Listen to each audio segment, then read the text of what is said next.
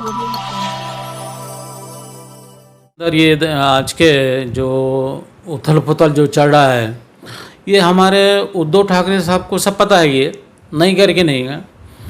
इसलिए पता है ये कि जो एक मामूली आदमी यहाँ से कहीं जाता है किसी के पास, तो दूसरे वर्कर को मालूम पड़ जाता है कि ये बम्बई को भेज रहे साहब करके।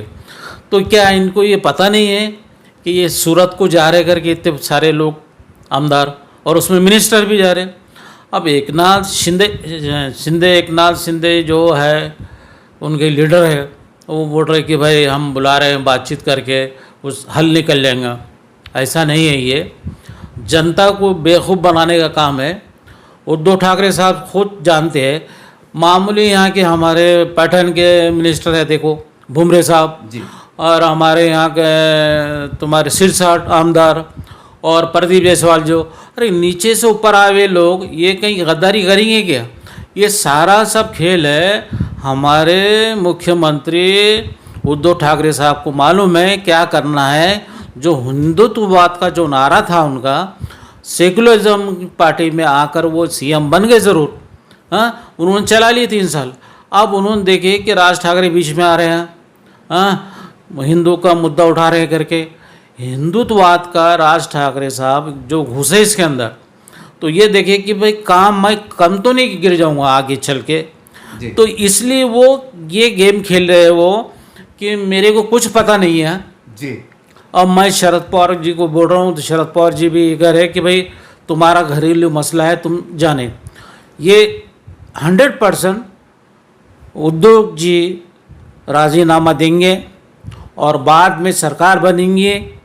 बीजेपी और सेना की मिलकर सरकार बनने वाली है, क्योंकि राष्ट्रवादी को ख़त्म करना चाह रहे वो। उनके 2 मिनिस्टर अंदर है। अरे क्या है ये भ्रष्टाचार कितना है?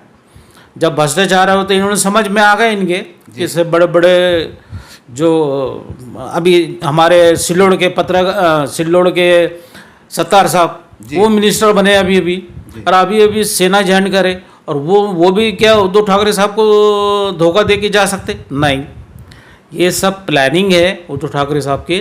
और उद्धव ठाकरे साहब ये सपोर्ट करना चाह रहे हैं कि बाद में ये हम जो बीजेपी हिंदुत्ववाद के उसमें थी पहले, आप ये बताएंगे कि बीजेपी हिंदुत्ववाद पे नहीं है जी, वो सेकुलरिज्म है, सबका साथ सबका विकास जी। अब उन्हीं के साथ जा रही है बाद में। पहले तो उन्हीं के साथ थे, गोपीनाथ मुंडे जी थे, तो जब घर खाता उनके पास था, गोपीनाथ मुंडे जी के पास, और मनोहर जोशी मुख्यमंत्री थे सेना के। उस तरह आज का ये पोजीशन हो गया है कि भाई मेरे हाथ से ये सत्ता तो नहीं सटक जाती, ये पब्लिक तो दूर नहीं होती। तो इन्होंने ये गेम खेले है कि भाई बैठक लेने का अपन ने इनको भिजा देने का बाहर। अब यहाँ से आप देखिए सूरत से फिर अब कहाँ चले गए? गुवाहाटी। और गुवाहाटी क्यों गए? किन्ने ले गया गुवाहाटी को? तो ये सब ये मिली जुली सरकार है। ये उद्धव ठाकरे साहब खुद बीजेपी के साथ सपोर्ट में जाएंगे और शरद पवार जी को और कांग्रेस को यहाँ ज़ीरो करने की चाल है ये।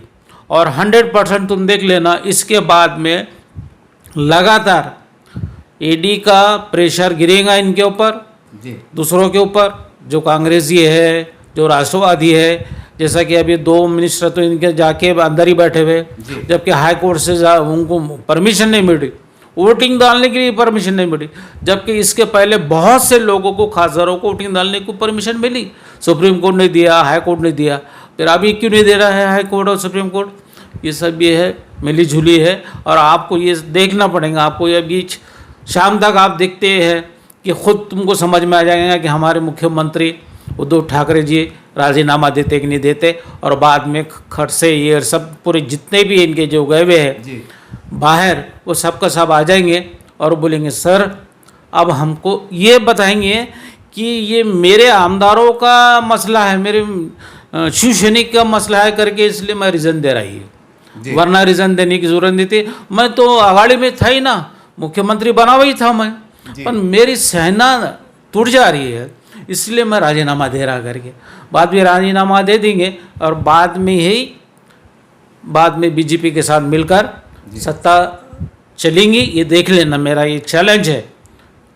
सर लेकिन हमने देखा है मीडिया के माध्यम से और आपने भी देखा होगा कि बीजेपी सेना के जो हमारे मुख्यमंत्री साहब है ये अक्सर कहते हैं कि बीजेपी का जो हिंदुत्व है नकली है और शिवसेना एक सही सच में जो होता है हिंदुत्व है। तो इसके ऊपर क्या बोलेंगे आप? नहीं, हिंदुत्व तो वो बाला साहब ठाकरे ने स्टार्ट करे थे पहले से कि हम हिंदुत्व के ऊपर चलेंगे करके। अब राम मंदिर का मुद्दा ख़त्म हो गया तो ये सोच के इन्होंने ये देखे उद्धव ठाकरे जी ने कि अब हम ऐसा कर लेंगे, अपन शिवसेना कांग्रेस और एनसीपी मिलाकर अपन सीएम बन जाएंगे। अब सबका साथ सबका विकास तो अटल नरेंद्र मोदी जी बोल रही है। अब तो हिंदुत्व का तो मुद्दा ख़त्म ही होगा। पर यहाँ नया और पत्ता फेंक दिए राज ठाकरे साहब ने कि लाउड स्पीकर निकालो मस्जिद से। यहाँ आकर औरंगाबाद के अंदर वो शाल उड़ ले रहे, बाला साहब ठाकरे की स्टाइल मार रहे कि राज ठाकरे को क्या है, एक आमदार नहीं है जी। सत्ता नहीं कुछ, वो सत्ता के लिए घर में से फूटे थे और क्या है। सर हम देखते हैं जैसा भी आपने जैसे जानकारी दे रहे हैं, जैसा आपका एक अनुभव के हिसाब से आप बात कर रहे हैं, अगर मान लीजिए थोड़ी देर के बाद से एग्जाम्पल कि शिवसेना और भाजपा अगर एक जगह आते हैं फिर उनका मुख्यमंत्री बनता है, खैर जो भी बना वो एक अलग विषय है, तो फिर कहना कि इसके अपोजिट पे जो एमआईएम जो कहने के मुसलमानों के लिए आगे आती है, लड़ती है, तो आपको नहीं लगता सर आने वाले वक्तों में फिर एक बहुत बड़ी राजनीति में उछल कूद होंगी, उछाल आएगा? नहीं, उछाल नहीं आएगा राजनीति में, कुछ नहीं आएगा। तुम देखो, और आने वाले विधानसभा के अंदर ज़्यादातर शिवसेना और बीजेपी चाहेंगे, राष्ट्रवादी कम हो जाएंगे, कांग्रेस कम हो जाएंगे, और जो एमएम जो है असद अविसी की जो पार्टी है जो आई भी है, तो वो कैसे क्या आ गई? वो अचानक आ गए। मालेगांव के अंदर वो मुफ्ती साहब है वो आए चुन के, और वो धुलिये के अंदर वो चुन के आ गए। बाकी ऐसा अब ये 2 सीट आ गई उनकी, अब इसके बाद में एक भी सीट नहीं आ सकती। सर आपको लगता है कि ऐसे हालात पे जब इतनी उछल कूद हो रही है और हम 75 सालों से देख रहे हैं कि मुसलमान सेकुलर के नाम पे पिसता रहा है, आज उसकी हालत ये हो गई है सेक्टर कमेटी रिपोर्ट के मुताबिक कि मुसलमान दलितों से बिछड़ कर रह गया है। अब नई समीकरण में नई देश के हालात में अब मुसलमान क्या करेगा? शिवसेना के साथ जाए कि भाजपा के साथ जाए या और कहाँ जाए? नहीं, मुसलमान को क्या रास्ता नहीं है ना। मुसलमान सोच में है, बस ये समझता है अगर भाई जब बीजेपी और सेना में चले जाओ, आप क्या डर रहे? आप शिवसेना बीजेपी बिंदास जाओ, आप सेकुलरिज्म है, सेकुलरिज्म के हिसाब से पार्टी चला रहे हैं। आज देखिए अभी राष्ट्रपति चुनाव हो रहे हैं जी। तो आप इसके अंदर क्या आएगा? वोट तो डालना पड़ेगा ना सभी को जी जी, जब ये राष्ट्रपति बनेंगे जी। तो ये इसमें मुसलमानों ने ये सोचना चाहिए कि हम पहले इसके पहले देखिए मैं बताता हूँ, बनावट वाला मुस्लिम लीग करके थी जी। वो भी ऐसी सेटलमेंट की पार्टी थी, ये मैंने मेरे आंखों से देखा। और इसके अंदर तकी हसन थे, वो उप महापौर बने थे देखो यहाँ जी जी। जब स्टार्ट में महापौर थे इंदौर, शांताराम गाड़े महापौर थे और ये डिप्टी मेयर थे जी जी। तकी हसन साहब मुस्लिम लीग से थे। अब कहाँ है मुस्लिम लीग? बनावट वाले साहब चले गए तो वो भी चलेगी पार्टी। कहीं है क्या मौजूद है यहाँ औरंगाबाद में या महाराष्ट्र में मुस्लिम लीग? कोई सी लड़ता है? नहीं लड़ता है। कि कोई भी चीज़ हिंदुत्ववाद पे नहीं चलेंगे, सबका साथ सबका विकास जो नरेंद्र मोदी जी जो बोल रहे हैं, सिर्फ वो कहावत हो गई है सिर्फ, पर विकास नहीं है लोगों का। सिर्फ एक ही मिनिस्टर है जो वहाँ पर नितिन गडकरी साहब जी, जो आज देश का नाम बहुत रोशन कर रहे हैं, रोड़ा काम कर रहे हैं। वो जो बोलते हैं वो कर दिखाते हैं, पर हमारे मोदी जी जो बोलते हैं वो करते नहीं हैं। और ये जो आप बोल रहे हैं महाराष्ट्र की उथल पथल, तो ये उथल पथल तो हो जाएंगे। और अभी समझो आज इन तो कल राजीनामा दे ही देंगे उद्धव ठाकरे जी, और आप देख लो और फिर बाद में बता देंगे उद्धव ठाकरे जी कि भाई हमारे पुराने मित्र के साथ हमको जाना मजबूरी हो गया, इसलिए हम पुराने साथी के साथ हम जाना पड़ा हमारे को। सर हम देखते हैं कि अक्सर आपने मीडिया के माध्यम से देखा होगा कि एमआईएम के सुप्रीम लीडर असदुद्दीन अवैसी साहब एक जो जितने सेकुलर पार्टी है उनके ऊपर एक आरोप डरते हैं कि इन्होंने मुसलमानों का इस्तेसाल किया, यानी उनको खाली यूज़ किया और बदले में कुछ दे दिया। शायद ये भी कारण है कि मुसलमानों का एक बड़ा तबका जिसे हम कह सकते हैं बागी होकर एक इंतकामी तौर पर एमआईएम के साथ जुड़ गया। इस तमाम पहलू को आप किस तरह से देखते हैं? नहीं, कोई जुड़ा नहीं है, ये सब बोलने की बात है। हवा में कोई भी आता रहता, कोई हवा में निकल जाता है। मेरे को मालूम अच्छी तरह, मैंने बहुत देखा राजकारण, मैंने भी लोकसभा का इलेक्शन को भी फॉर्म भरा था सब। मैं इससे वो नहीं है कि ये एक हवा की थी करके ये हमारे खासदार साहब भी जो आए चुन के, तो ये बीजेपी के सपोर्ट से तो आए ना, वरना किसके साथ आते थे ये? हाँ? जी। यहाँ गढ़बाजी बोले तो जैसे कि हमारे अब्दुल रहमान अंतुल है, उनको यहाँ लोकसभा के लिए खड़े रहे, जी मिनिस्टर रहे थे कि, और उनको गिरा दिए यहाँ। तो क्यों गिरे थे? यहाँ की मराठा लॉबी और जातिवाद जो पक्ष रहते हैं, जो लीडर खुल के नहीं आते सामने, उन्होंने गिराए थे अंतुली जी को। और मैंने अंतुली जी को पहले बोल लिया था साहब को, मतलब साहब मतलब आप यहाँ मत खड़ो, और यहाँ खड़ने से आप गिर जाएंगे, मतलब दादाजी आ जाएंगे चुन कर, तुम गिर जाएंगे, मतलब वही हुआ। सर, आप जैसा आपने कहा है कि मुसलमानों के लिए आप 75 सालों के तजुर्बे के बाद कि उन्होंने जो है तो शिवसेना में या बीजेपी के साथ चले जाना चाहिए, जैसा आप ये आपने कहा। हाँ, लेकिन जाना सवाल ये है साहब मेरा उसके अंदर कि जब बीजेपी की बात आती है तो मुसलमानों को कहने के फिसादात याद आते हैं, राम मंदिर, बाबरी मस्जिद, तो कुछ यादें याद आ जाती है, सिविल कोड आ जाता है, बहुत सी बातें आती है। तो सर ऐसा कैसा जाएंगे सर? अब ये तो सवाल है ना, बीजेपी क्या है? नहीं नहीं नहीं नहीं नहीं, ये आपकी सोच हो रही। हिंदुस्तान में आप रह रहे ना जी। ये देश किसका है? तुम्हारा नहीं है, मुसलमान का नहीं है, ना, है ना? तो उतना अधिकार है ना, जब उनके साथ ही जाके तुम उनके साथ अपनी बात को मनाओ ना, कि ऐसा होगा कि नहीं हम मुसलमान हैं, हम उनके पास क्यों जाएंगे? नहीं, हमारे इस्लाम क्या सिखा रहा, सरकार दो इस्लाम का तरीक़ा क्या था, सबको लेके चलो। तो जाइए आप। अगर कभी बीजेपी आपको नहीं लेती तो और बात है, सेना नहीं लेती आपको। अब्दुल सत्तार साहब को कैसे ली सेना ने? जबकि कांग्रेस ही थे वो, जाते बरोबर उनको लोग विधानसभा में चुनकर भी आए और मिनिस्ट्री भी मिल गई उनको।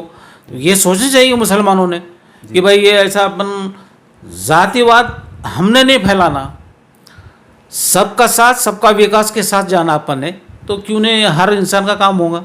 अब तुम सच्चर कमेटी की बात कर रहे हो, अब वो आजमी समाजवादी पार्टी का, हाँ, वो बोलता था पहले मेरे को 25 आमदार दो, मेरे को मैं बाला साहब ठाकरे की ज़बान खींच डालूंगा। आप कहाँ गया? अब वो आजमी किधर गए? अब तो सत्ता में साथ में है ना, क्यों उनके साथ सपोर्ट करे फिर इन्होंने 2 सीट आमदार इनके?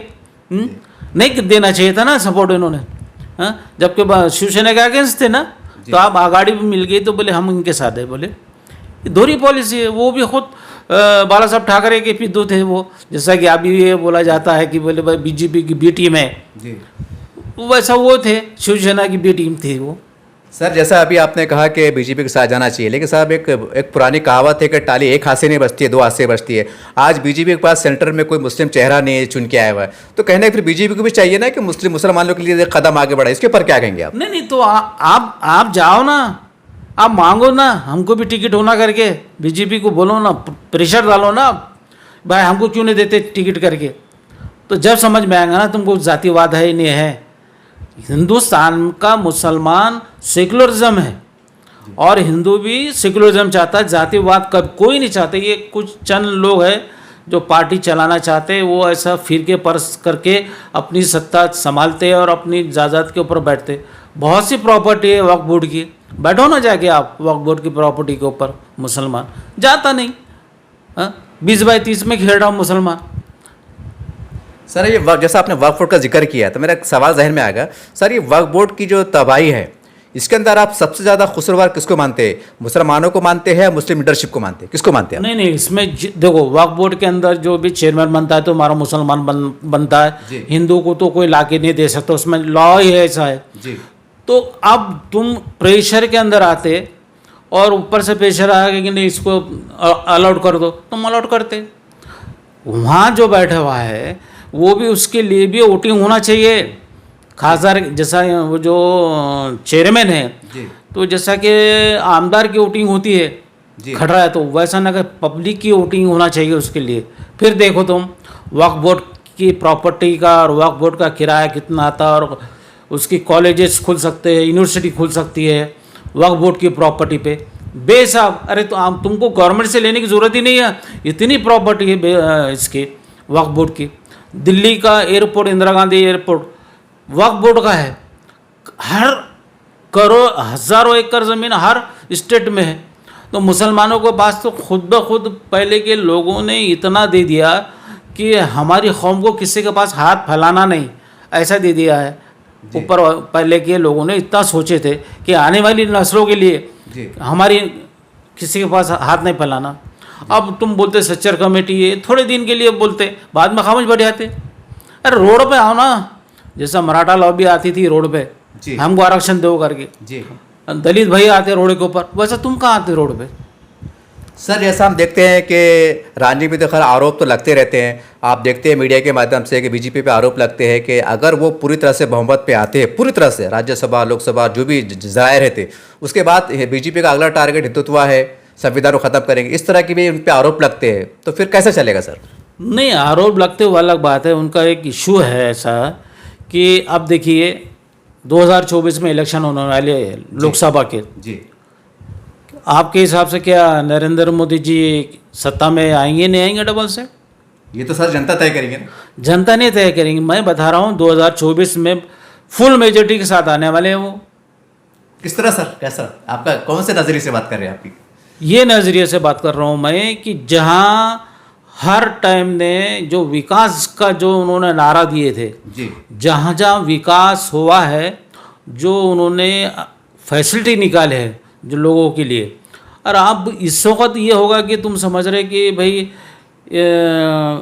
तुम्हारे नज़रिए से कौन सी पार्टी चुन के आएंगी, क्योंकि सब बटे हुए हैं, जी सबको डर है ईडी का, जी। तो ऑटोमेटिक तो नरेंद्र मोदी जी आने वाले छे और प्राइम मिनिस्टर बनने वाले छे वो, और फुल मेजोरिटी में आएंगे। देख लेना आप, आघाड़ी जो इंडिया की है जी। वो देखो आप, और कम से कम इनकी 2 सीट रह जाएंगी कांग्रेस की, बस बाकी सब सो जाएंगे। जी। तो ये आगे का फ्यूचर देख के उद्धव ठाकरे जी अच्छा अच्छा। हाँ ये खेल खेल रहे हैं कि भाई मेरे भी जो 48 सीट है महाराष्ट्र के अंदर, तो कुछ मेरे भी कुछ 20-25 सीट आ जाएंगी, 20-25 सीट उनके आ जाएंगी, जी। इनकी तुम्हारे भाजपा के आ जी, जाएगी। और ये हिंदुत्ववाद का नारा हमारा है। अच्छा और अब वो भी कान, अच्छा ये बताइए मेरे को, सत्तार साहब को लिए कि नहीं लिए उन्होंने? लिए। क्यों लिए फिर? और मिनिस्टर बनाए कि नहीं बनाए? जी। तो मुसलमानों ने गले लगाओ शिवसेना को, सब ने बोलो लब्बैक करके चले जाओ, तुम भी देखो क्या होता, लेते ही नहीं लेते, देखो ना। अरे भाई हमको हर चीज़, जैसा तुम कोई भी पार्टी में जाते हैं, ये पार्टी में जाके देखो।